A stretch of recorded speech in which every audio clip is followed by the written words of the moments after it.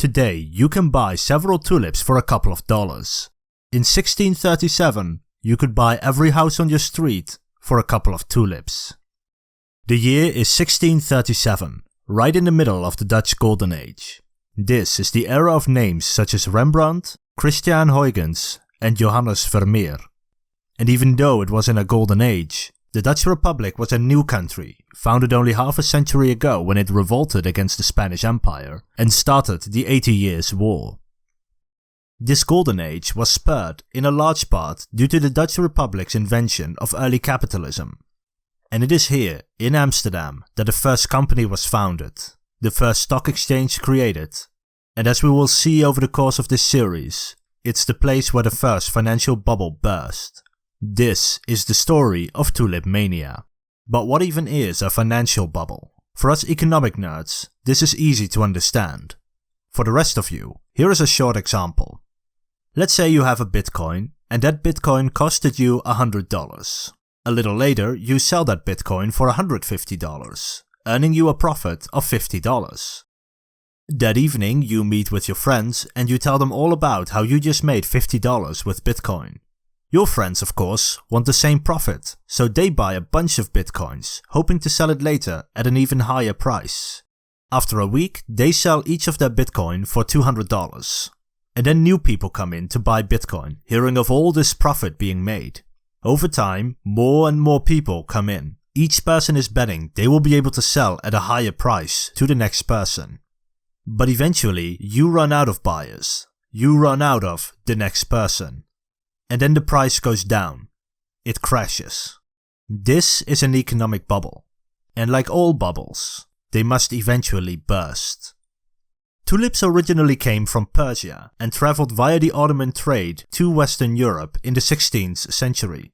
Tulips come in a variety of colors, and they rapidly became prized above all other flowers. The Dutch Republic saw the rise of a new middle class, and these merchants and traders were willing to pay large sums of money for the newest, the latest, the most spectacularly colored tulips. Each year, new varieties were cultivated. In particular, there was one type of tulip that was prized above all other types of tulips. This tulip had dark-colored stripes, or flames, on a light background. But what is interesting is that they did not get this color due to the flower's genetics, but because of a virus. But this is the early 17th century, and the field of genetics wouldn't exist for another 200 years. This meant that as a tulip grower, you could never be sure whether you had an ordinary tulip or an extremely valuable flaming tulip. This made tulips a risky investment. Tulip traders usually had their own private garden, but there were no professional tulip traders. As far as I could find out, none of them were. They all had a day job, and tulip growing and trading was a side business for them, a hobby.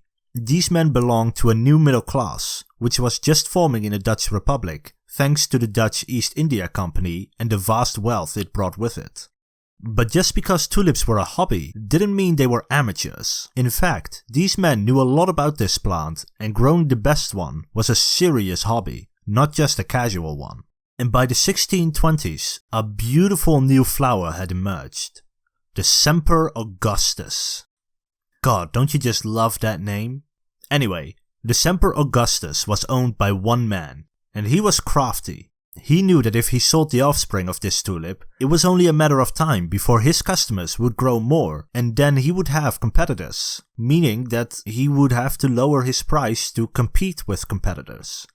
So he did what most companies would do in this situation: create a monopoly, meaning that he was the only one who was able to sell the Semper Augustus.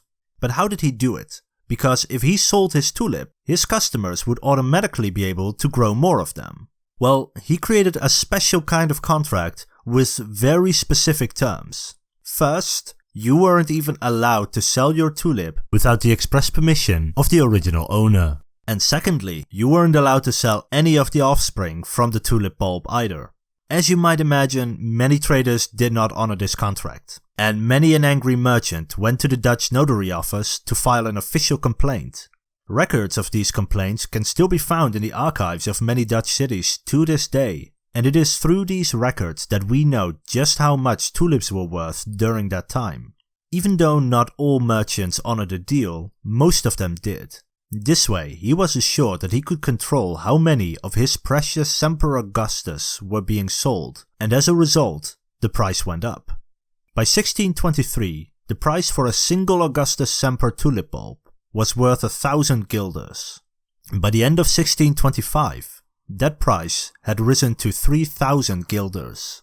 To put this into perspective, a skilled artisan such as a carpenter would earn about 300 guilders per year.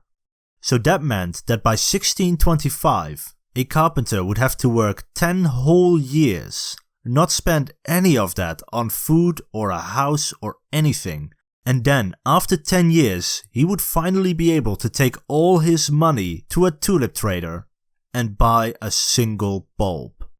And that's without the price going up even further than it already did.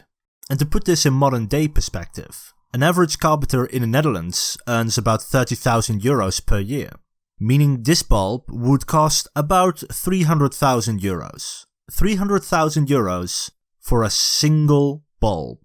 Because my audience comes from a variety of countries, here is how much it would have cost in other popular countries among my viewers. And this is where we will leave for today, where a tulip costs 10 times the average annual wage. If you like this video, please give it a thumbs up, and if you want to see more videos like it, press the subscribe button. My next video will continue the story of tulip mania. After that, I will make a video on the Nuremberg trials on the 20th of November. If you want to see those and other videos as they come out, consider subscribing. I try to upload a new video every 2 weeks.